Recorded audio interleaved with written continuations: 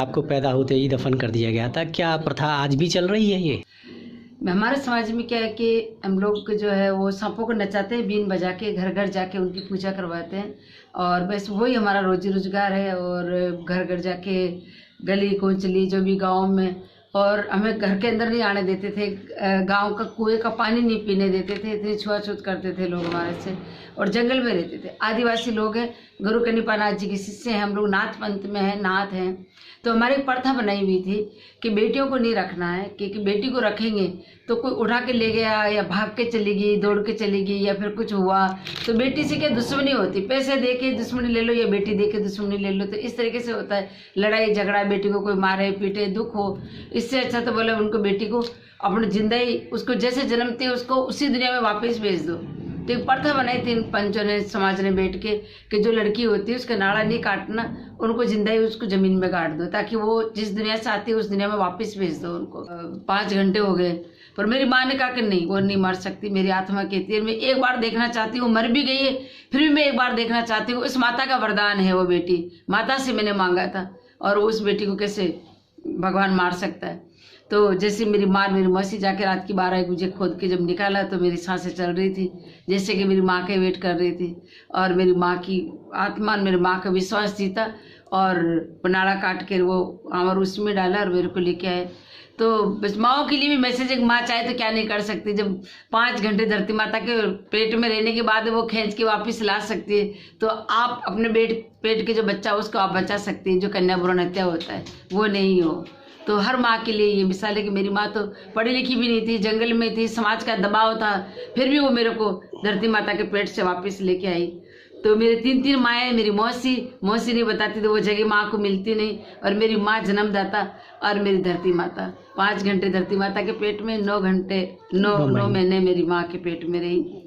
तो 5-6 महीने की मैं जब हुई थी तो मेरे पापा मुझे साथ लेके जाते थे, सांपों का बचा हुआ झूठा दूध मुझे पिलाते और मैं पापा के साथ ही 8-9 घंटे रहती थी और बस उन्हीं के साथ पली बड़ी।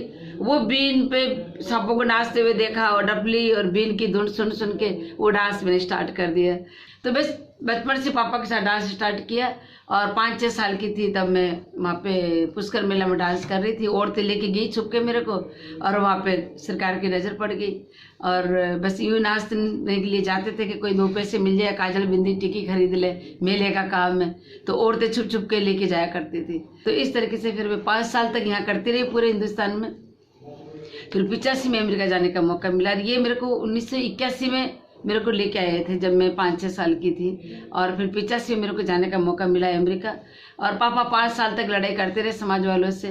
और उसके बाद जब अमेरिका गई, जाने से 1 दिन पहले मेरे पापा नहीं रहे। पापा कितने देशों में प्रोग्राम कर चुकी हैं अब तक आप? कितने देशों में प्रोग्राम कर चुकी हैं? मैं तो 165 कंट्री जा चुकी, बल्कि ज्यादा ही गई हूँ। वो तो 10 साल पहले गिनती की थी, 165 देश थे। जी जी जी जी जी। तो फिर मैं अमेरिका गई।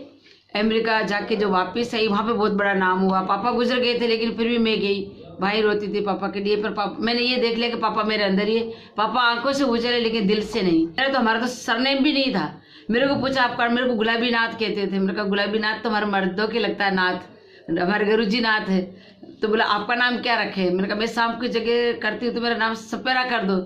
तो इस तरीके से डांस का नाम भी सपेरा वही रखा मैंने और मेरा खुद का सरनेम भी वही रखा। और हम आपको समाज में वापस लेते हैं। मैंने कहा मेरे समाज में जब वापस आऊंगी तब बेटियों को मारने की प्रथा है वो बंद करो आप, तब मैं समाज में वापस आऊँगी, नहीं तो मेरे को समाज से बाहर ही रहने दो। तो समाज के लोगों ने कहा कि नहीं बेटा, आपको जैसी बेटी हमारे घर में भी चाहिए। आज के बाद हम ये प्रथा ही खत्म कर देते हैं कि हम आज के बाद किसी बेटी को नहीं मारेंगे। तो सन 85 के बाद में हमारे बेटियों की जान बचना स्टार्ट हुई और फिर किसी बेटी को नहीं खत्म किया। और आज हमारे घर में 5-5, 6-6 बेटियां हैं। वही बेटियां आज अमेरिका, लंदन, हॉलैंड, पेरिस कमा के खिला रही, पियर वालों को और ससुराल वालों को। जी जी, आपने इस कला में महारत हासिल है आपको? मेरे को मैं काबिली जो डांस है इसमें डांस मेरे साथ ही जन्मा है। मैंने खुद ने स्टार्ट किया इस डांस। हमारे समाज में डांस होता नहीं था पहले। क्या खासियत होती है इस डांस की? ये दिल से होता है, आत्मा से होता है। मैंने सीखा नहीं है, ये गॉड गिफ्ट है। और जो भी आता है वो उसी टाइम पे जो आता है डांस, क्योंकि जो एक फील होती है ना वो फीलिंग के हिसाब से ये डांस है, दिल से होता है ये डांस, ये सीखा हुआ नहीं है, ये फ्री डांस है, फोक है और ये आत्मा से जुड़ा हुआ डांस, ये मेरी आत्मा से जुड़ा हुआ ये डांस है। ये देख लो कि वो जो डांस है वो उसी का नाम गुलाबो और गुलाबो का नाम ही वो डांस है। और रही बात सरकार की, तो सरकार तो सबके लिए अच्छा कर रही है, तो हमारे लिए भी अच्छा ही कर रही है। हमें आज पद्मश्री देखी जो सम्मानित किया है, तो उसकी तो बहुत आभारी हूँ मैं कि हमें आज इस लायक समझा कि मैं इस डांस को एक कदम बढ़ने का और मौका मिला। तो आने वाली जो पीढ़ी है उन बच्चियों को सबको मैं ये कहती हूँ, आप इतनी मेहनत करो और आगे निकलोगे तो आप भी वहाँ तक पहुँचोगे। तो आप आगे बढ़ो और इस कला को कभी नहीं मरने दो। और मेरा ड्रीम है कि घर घर में गुलाबो हो, तो वो जरूर होकर हमारी सरकार जरूर हेल्प करेगी कि आगे बढ़ने के लिए। और ये गाना भी मैंने बनाया था पुष्कर मेला में, वो गा के भी सुनाते किस तरीके से बनाया था। अरे रे रे रे रे रे रे रे रे काळ्योगे और बड़ो मेळा, मेरी काळ्योगे और बड़ो मेळा, ओलायो काळी लकेड़ी।